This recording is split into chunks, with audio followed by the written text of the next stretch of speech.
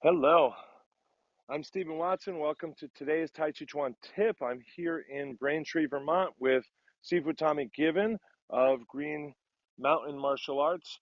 And we were talking this morning how it's a drought in these here parts, maybe even a historic drought, but certainly something more than just that. It hasn't really rained in the last week or two.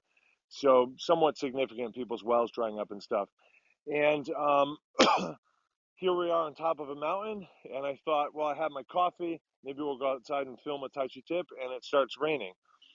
So that kind of puts it in mind for me.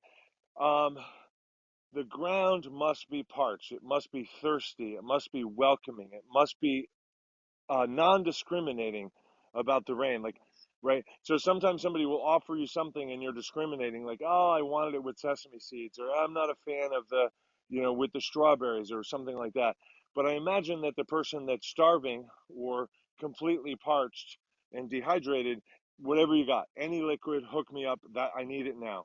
And so I'm kind of thinking that perhaps the earth is receiving this rain in a different way than it ordinarily does. My guess is it doesn't, that the earth perfectly receives all the time.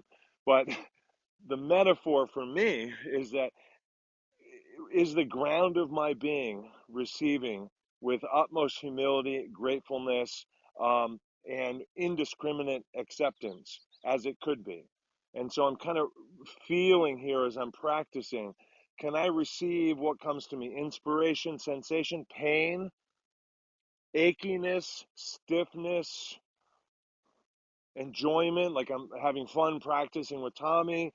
Can I accept those things into the ground of my being the way that I'm surmising that the ground, the earth, may be receiving this rain? Am I receiving what I receive, what I hear, what I see, what I smell, in a way that's completely indiscriminate, non-discriminatory, absolutely welcoming, probably deeply grateful, certainly necessary, and taking that into my practice as I practice, um, and maybe feel the drought subside a bit.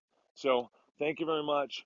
Practice that, and practice accepting what your teacher says, especially when they say something like practice or go ask your mother.